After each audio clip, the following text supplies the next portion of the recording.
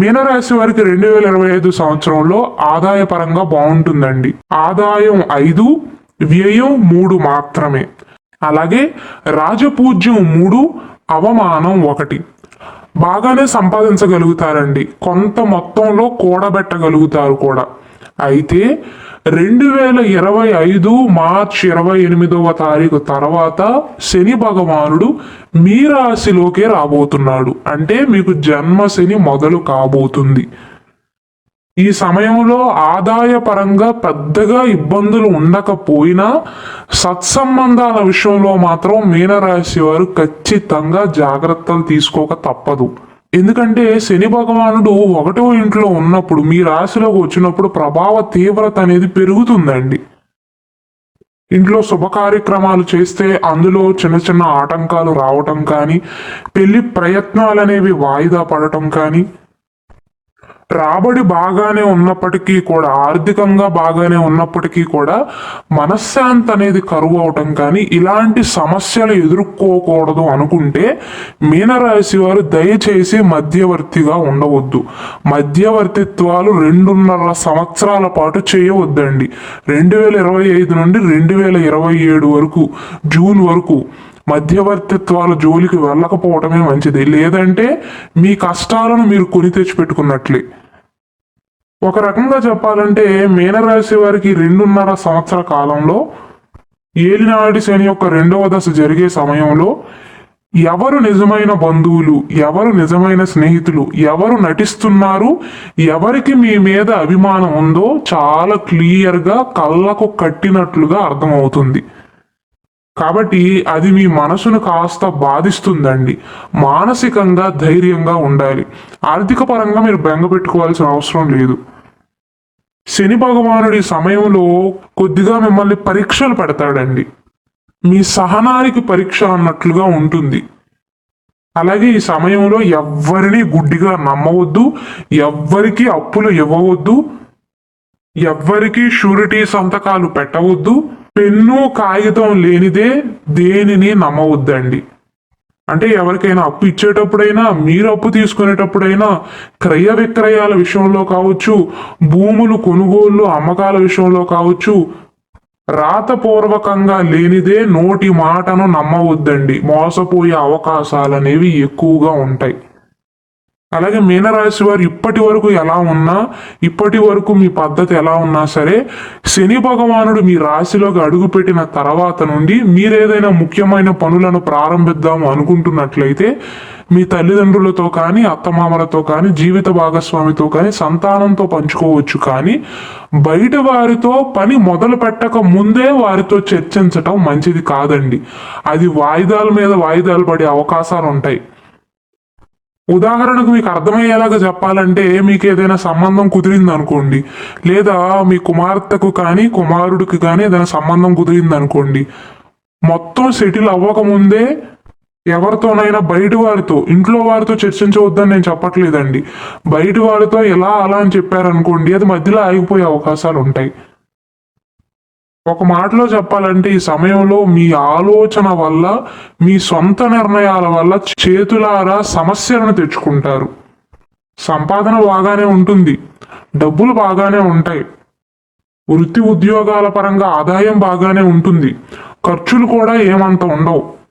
ఒక్క ఆరోగ్య విషయంలో తప్ప, ఆరోగ్య విషయంలో మాత్రం జాగ్రత్తలు తప్పనిసరిగా తీసుకోవాలి. కేవలం మీ ఆరోగ్య విషయంలోనే కాదండి, మీ తల్లిదండ్రుల ఆరోగ్య విషయంలోనూ, జీవిత భాగస్వామి ఆరోగ్య విషయంలో కూడా. కానీ ప్రాబ్లం ఏంటంటే మానసికంగా ధైర్యంగా ఉండరండి. మీనరాశి వారు అసలే చిన్న సమస్య రాగానే సమస్యను పరిష్కరించుకునే సామర్థ్యం ఉన్నప్పటికీ కూడా భయభ్రాంతులకు గురవుతారు, ఊరికనే ముడుచుకుపోతారు, దాని గురించే పదే పదే ఆలోచనలు చేస్తారు.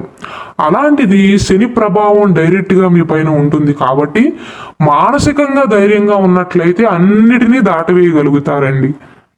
శని చెడు మాత్రమే కాదండి, మంచి కూడా చేస్తాడు.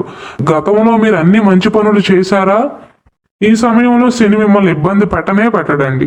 కొద్దిగా ఆలస్యం అవుతుంది, కొన్ని అనారోగ్య సమస్యలు ఉంటాయి, వెంటనే తగ్గిపోతాయి, అంతే తప్ప శని భగవానుడు ఊరికనే ఎవ్వరిని ఇబ్బంది పెట్టడండి. ఎందుకంటే శని భగవానుడు కేవలం కర్మ ఫలితాలను మాత్రమే అందజేస్తాడు. మీరు చేసుకున్న కర్మకు తగిన ఫలితాలు ఈ సమయంలో మీరు అనుభవిస్తారు, ఒక మాటలో చెప్పాలి అంటే. కాబట్టి శని ప్రభావం ఎక్కువగా ఉండే ఈ సమయంలో నలుపు రంగు దుస్తులను వాడకపోవటమే మంచిది. సాధ్యమైనంత వరకు మీనరాశి వారికి నలుపు రంగు ఇష్టం ఉన్నా లేకపోయినా ఈ సమయంలో వేసుకోవద్దండి. సాధ్యమైనంత వరకు అవాయిడ్ చేయండి. అలాగే ఆర్థికంగా మీరు బాగున్నట్లయితే, దాన ధర్మాలు చేయమని నేను చెప్పట్లేదండి, ఆర్థికంగా బాగున్నట్లయితే, ఒకరికి అన్నం పెట్టే పొజిషన్లో మీరు ఉన్నట్లయితే, ఎక్కడైనా ఇద్దరికో ముగ్గురుకో లేదా మీ స్తోమతకు తగినంత అన్నదానం చేయటం కానీ, ఉదయాన్నే లేవగానే ఇంట్లో అన్నం కానీ ఏదో ఒక ఆహారం వండుకుంటారు కదా, అది ప్లేట్లో పెట్టి ఈ పితృదేవతలను తలుచుకుని ఆ ఆహారాన్ని కాకులకు వేయటం కానీ, అలాగే శనివార రోజుల్లో, ఎందుకంటే శనివారం అనేది శనికి అంకితం చేయబడిన రోజు అండి, ఆ రోజున కుక్కలకు కాకులకు ఆహారాన్ని అందించండి. ఆర్థికంగా మీరు బాగున్నట్లయితే నల్ల దుప్పట్లను దానంగా ఇవ్వండి. శని ప్రభావం ఒకవేళ మీకు ఎక్కువగా ఉన్నట్లుగా అనిపించినట్లయితే, పనులలో ఆటంకాలు జరుగుతున్నట్లయితే దుప్పట్లను దానంగా ఇవ్వటం, నల్లటి వస్త్రాలను దానంగా ఇవ్వటం, నల్ల నువ్వులను దానంగా ఇవ్వటం కానీ, నువ్వుల నూనెను దానంగా ఇవ్వటం కానీ, నువ్వుల ఉండలను దానంగా ఇవ్వటం కానీ, అంటే నువ్వుల ఉండలను పంచిపెట్టడం కానీ, ఇలాంటివి శనికి సంబంధించిన వస్తువులను కనుక దానంగా ఇచ్చినట్లయితే శని ప్రభావం అనేది పూర్తిగా తగ్గించలేం, కానీ శని ప్రభావం అనేది కాస్త తగ్గుతుందండి. అలానే గురువారం నాడు దక్షిణామూర్తి పారాయణం చేయటం కానీ, మీ ఇంట్లో దక్షిణామూర్తి స్వామివారి పటం లేకపోతే ఇంట్లో తెచ్చిపెట్టుకోవటం కానీ, స్వామివారికి రోజు నమస్కరించటం కానీ చెయ్యండి. అప్పుడు గురుబలం అనేది పెరుగుతుందండి. జాతకంలో నవగ్రహాలలో ఏ గ్రహం చెడు ప్రభావాన్ని చూపించినా గురుబలం బాగుందనుకోండి, అన్నిటినీ దాటవేయగలుగుతారు. ఎటువంటి సమస్య వచ్చినా లెక్క చేయవలసిన అవసరం లేదు. కాబట్టి ఈ సమయంలో మీనరాశి వారు ఎక్కువగా దేనిపైన దృష్టి పెట్టాలి అంటే, ఒకటి, ఎవ్వరి చేతిలో మోసపోకుండా జాగ్రత్తలు తీసుకోండి. 2, ఆరోగ్య విషయంలో జాగ్రత్తలు తీసుకోండి. 3, సత్సంబంధాల విషయంలో జాగ్రత్తలు తీసుకోండి. కుటుంబ సభ్యుల్ని నమ్మండే తప్ప బంధువర్గంలో ఉన్నవారు అందరూ మంచివారే, అందరూ నా మంచి గురించి ఆలోచిస్తారు అన్న భ్రమలో నుండి బయటికి రండి.